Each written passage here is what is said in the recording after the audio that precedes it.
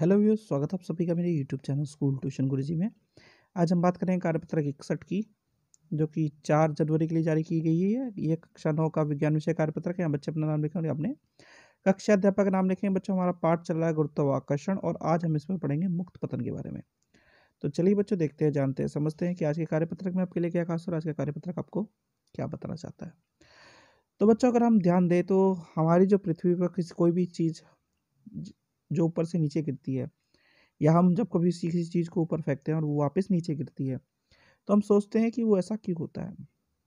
तो उसका एक कारण है गुरुत्वाकर्षण, और गुरुत्वाकर्षण में एक टर्म आती है बच्चों, मुक्त पतन। ये उसके कारण होता है। तो चलो उसके बारे में आज पढ़ते हैं बच्चों। तो वस्तु जो पृथ्वी की सतह से ऊपर की ओर फेंकी जाती है, वह एक ऊंचाई तक जाकर क्या होता है, पृथ्वी पर गिरने लगती है। जब कोई वस्तु केवल पृथ्वी के गुरुत्वाकर्षण के प्रभाव में गिरती है, यानी कि गुरुत्वाकर्षण बल के प्रभाव में गिरती है, तो इस प्रकार के पतन को हम मुक्त पतन कहते हैं। और मुक्त पतन के समय वस्तु की दिशा गति की तो समान रहती है, परंतु उसका वेग लगातार वृद्धि होता रहता है, यानी कि उसके वेग में लगातार वृद्धि होती रहती है, जिससे त्वरण उत्पन्न होता है। मुक्त पतन के दौरान वस्तु द्वारा अनुभव किया गया गुरुत्वीय त्वरण या गुरुत्वाकर्षण के कारण जनरेट हुआ त्वरण गुरुत्वीय त्वरण कहलाता है, जिसे जी से बच्चों दर्शाया जाता है, स्मॉल जी से। और जी का एसआई मात्रक है बच्चों, मीटर प्रति सेकंड। ये वही वाला है आपका जो त्वरण वाला ए वाला मात्रक है बच्चों। अब बात करते हैं पृथ्वी के गुरुत्वीय त्वरण के लिए समीकरण जो होता है। तो माना कि किसी पिंड को पृथ्वी के द्रव्यमान क्रमश स्मॉल एम और बड़े एम है, और पृथ्वी द्वारा वस्तु पिंड पर लगाया गया गुरुत्वाकर्षण बल कैपिटल एफ है। यदि पृथ्वी और उस वस्तु के बीच की दूरी डी है, तो गुरुत्वाकर्षण के सार्वत्रिक नियम के अनुसार एफ बराबर capital G capital M multiplied by small m और डी का स्क्वायर बच्चों। और गति के दूसरे नियम से हम ये जानते हैं कि वस्तु पर लगाया गया बल परिणाम उसके द्रव्यमान तथा त्वरण के गुणनफल के बराबर होता है। यानी मुक्त पतन के समय त्वरण हो गया आपका a is equal to g हो गया, और f is equal to m g हो गया। अब इन दोनों समीकरणों को हम जब मिलाएंगे बच्चों, तो हमें एक नया समीकरण मिलेगा, जिससे हम जी को ज्ञात कर सकते हैं, यानी कि स्मॉल जी को ज्ञात कर सकते हैं। जी बराबर कैपिटल जी बटे कैपिटल जी एम बटे डी स्क्वायर बच्चों। अब यदि वस्तु पृथ्वी की सतह पर अथवा उसके बहुत निकट है, तो दूरी डी पृथ्वी की त्रिज्या आर के बराबर होगी, तब गुरुत्वाकर्षण बल का त्वरण के होगा। तो ये होगा बच्चों।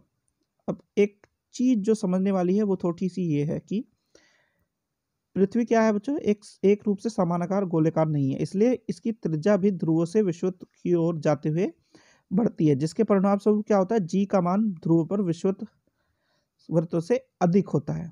ठीक है, कहाँ पे होगा, विषुवत वृत्त पर जी का मान जो होगा वो ध्रुवों से अधिक होगा बच्चों। तो बच्चों, ये तो हुआ बच्चों आपका कार्यपत्रक। अब जरा प्रश्न उत्तर देख लेते हैं। आपका पहला प्रश्न है बच्चों, मुक्त पतन को संक्षेप में समझाइए।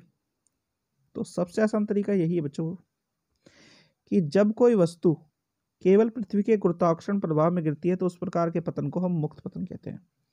ये आपका आंसर 1 है बच्चों। चलिए अगला क्वेश्चन देखते हैं। अब यह गुरुत्वीय त्वरण किसे कहते हैं, इसका मात्रक क्या है।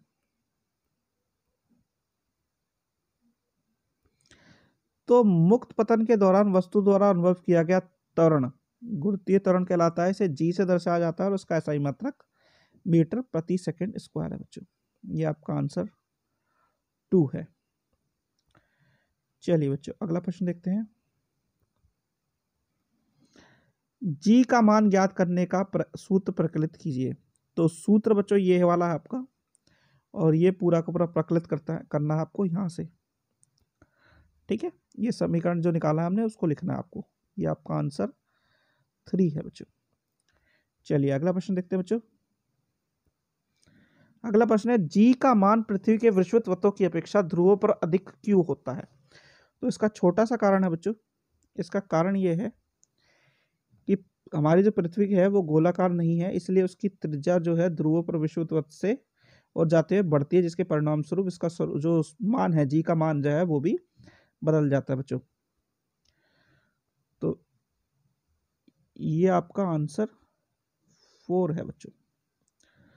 तो बच्चों ये हो गया आपका कार्यपत्र कंप्लीट और वीडियो भी। आशा करता हूँ आपको वीडियो अच्छी लगी होगी। Thank you.